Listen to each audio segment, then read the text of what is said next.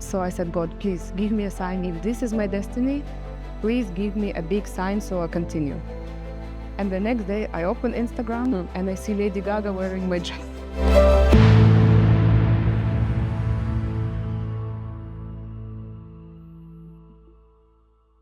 Hello and welcome to Anchored Echoes, a brand new segment on Entrepreneur Middle East where we try to delve a little deeper into the intricacies of the entrepreneurial mindset. I'm your host Alia, and I must begin with a disclaimer. This is not a podcast. The intention behind these episodes is for them to simply be short visual supplements to the stories I get to pen down on some of the most successful and established entrepreneurs in the UAE and the wider region. So before you watch this episode, please do make sure that you check out the written feature in the link below or above, depending on where you are watching this. And without further ado, let me introduce you to the very first guest on Anchored Echoes, Katya Kovtunovich. I'm so proud. The founder of the UAE-based homegrown fashion label, 𝗔𝗰𝗵𝗆. Katya, thank you very much for being my first guest. I'm so honored. You're wonderful. Thank you very much. Katya, my first question to you is, keeping in mind those individuals who are perhaps, who are dabbling in different ventures and different interests, but have perhaps not been able to set their heart on one route. Now, you've been a Vogue journalist, you've worked in the corporate sector, you've had different interests over the years, and then eventually set up this fashion label. What was your sort of, anchor moment, an epiphany or a realization that made you think, right, this is the path that I need to be on? What was that moment for you? It was very clear. I was walking in the street with clothes that I made myself, and people were stopping me all the time in London, in New York. Where did you get this coat? Where did you buy this skirt? I love your pants. Where did you get them? So it was very clear God was giving me a message. And I was even surprised. I was telling these people, I'm a journalist, please. They said, you should stop being a journalist, you should be a designer. And I said to God, if 20 more people tell me the same, I have to become a designer, and that's what happened. I think there has to be a mix of something you love doing and something that people love to get from you. Perfect. My second question is the concept of intrinsic motivation versus external rewards. How have you sort of kept going in your entrepreneurial journey when external rewards have been either delayed or perhaps outright rejected? And I think a follow-up question to that would be, do you think success in entrepreneurship needs to be more multifaceted when we define it, instead of sort of just defining it like in terms of monetary goals, for example? And I know that is a very tricky question to ask because ultimately you are running a business and you need money to stay afloat. But what is your take on this whole concept of intrinsic motivation versus external rewards? How have you kept yourself going? I think there is a list of different motivations that push you to do things that you would never do normally. One of them was that I was bullied at school, and I come from a very small family, from a very small city, and people in the big cities always looked down on me and said, you will never make it, and you are nobody, and how come? And then when I started working with 𝗔𝗰𝗆𝗆, people said, do you know you're wearing a sofa fabric? No one will ever wear a sofa fabric. So I kind of got very ambitious to prove them wrong. And that was one of the big superpower behind me that was pushing me. And another one was to push my idea globally. I believed so much in introducing UAE culture to so many new people, and reaching new countries, reaching new horizons, just really empowered me. So it was nothing to do with money. So how do you define success then, if it's not purely monetary driven? Success is when you live in harmony with yourself. It's when you're happy as a woman, as a person, as an individual. I think happiness is success, because we know so many people who have everything, but they're not happy internally. I think there is a limit to wanting more and wanting more. At some point, you become very happy with what you have. So I think that's what I define success with. And also having freedom. Because especially when you do what you love, there are days when you really feel demotivated or you feel low energy. I allow myself those days and I do something else. I enjoy, I relax, I go away, I be on my own. I think it's so important to not be a slave to your own work. So you need to have days when you will just be a girl. Yeah.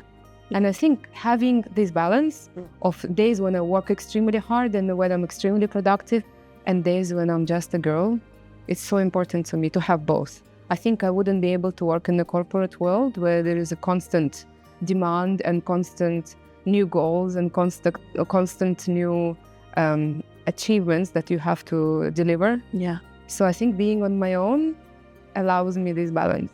I think that's a perfect segue actually to the next question. And I categorize this question under a sub-segment I call the echoes we carry.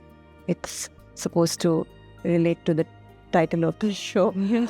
Because I feel like entrepreneurs or just individuals in general, we tend to, echo the experiences and the lessons we've learned along the way. Your sort of journey into fashion effectively started at the age of 7. From then until now, you have a fashion label that has lasted, more than a decade now. You've had all these incredible milestones along the way. How have you kept your self-confidence going, especially in moments where, you are perhaps affected by negative emotions like, say, imposter syndrome, or even something as super simple as losing passion for your craft? It happens all the time on a daily basis. Everything that you mentioned, I had it. Yeah. And how did you keep that? The thing is, right, there's this constant discourse surrounding how entrepreneurs are completely burnt out these days.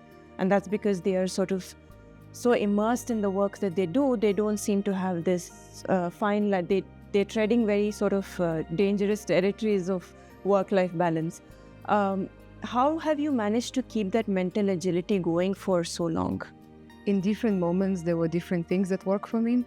One day, a friend of mine pushed me to do my accountancy. I said, but I know I'm making money. So I sat down to put all my numbers together and I realized I'm making 0. Of course, I was heartbroken. And I was crying all day. And I said, for what? I'm working with no days off, no vacations, and I'm making 0. I said to myself, I need to ask God for a sign. So I said, God, please give me a sign. If this is my destiny, please give me a big sign so I continue. And the next day, I open Instagram and I see Lady Gaga wearing my dress. That's it. Sometimes it's that. Sometimes I feel, what do I have to say to this world? For what I exist, for what I do, social media. And then there is a message from somebody. Katya, because of your stories, I moved to Dubai. What? You changed my life. I cannot believe that. I said, tell me more. So there is a girl who lived in a small town like me in Russia. And she said, I wanted to move to Dubai, but I was scared. And then I kept thinking about you, but you didn't get scared. You did it, so I can do it.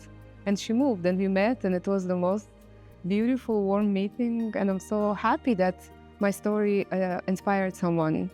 So it's every time a message or just you taking a day off. Sometimes you realize that you love what you do. It's just you were tired. Yeah. You were overworked, or you need to maybe focus your energy on something else. Yeah.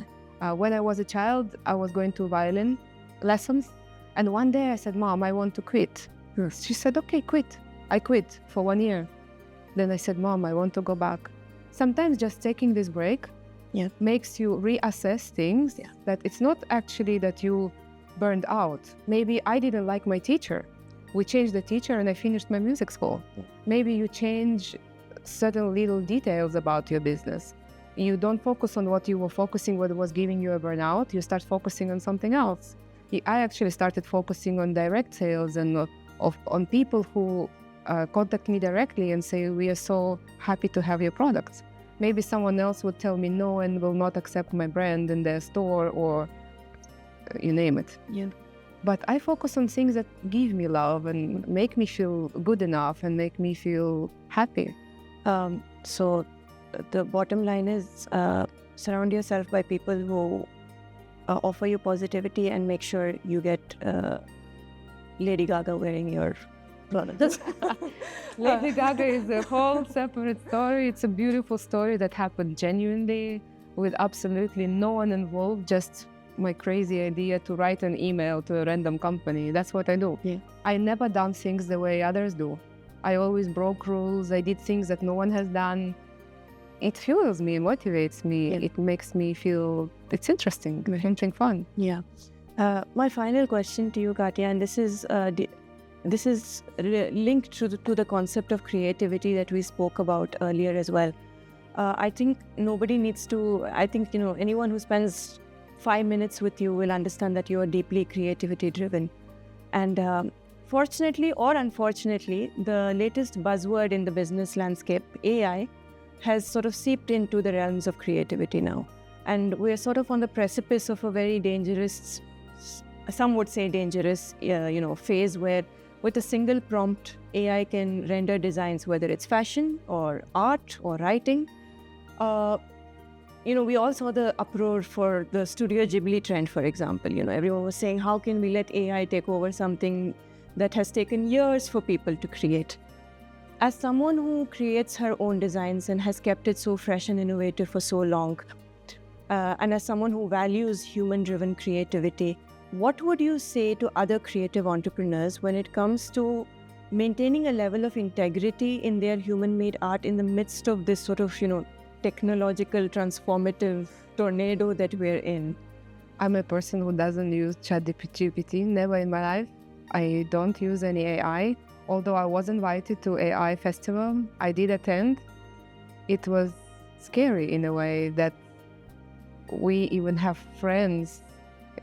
People find a friend in ChatGPT. I think we don't know the consequences, and there will be definitely consequences on the long run. At the same time, I know a lot of people who outsource writing a press release or writing a marketing plan to AI. I think this is wonderful. Yeah. And it actually saves your time. Yeah. So there is a side to it that affects humans. Yeah. And I think that is very dangerous. But if it helps your business, perfect. Yeah. Me, as a former journalist, I would never stop writing myself.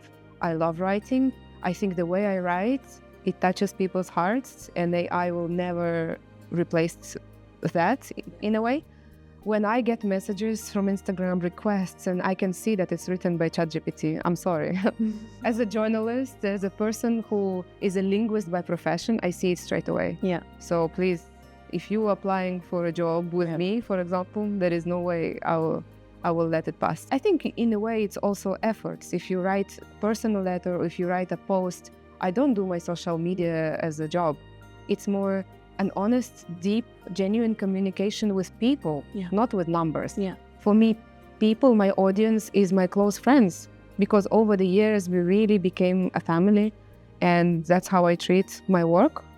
That's why I wouldn't even call it a classic business.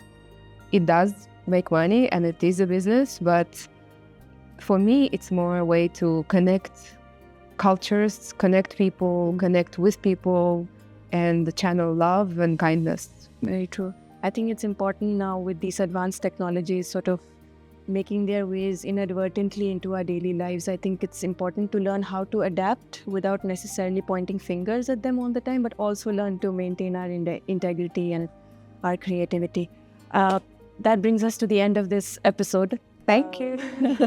Like I mentioned at the start of the episode, the crux of Anchored Echoes is that these are meant to be not longer than a few minutes, and that's precisely why the tagline of this show is inspiration that lasts, because we truly hope that in a short span of time, we bring you practical advice from established entrepreneurs on how to navigate the often latent emotional and mental hindrances that come with being a startup founder.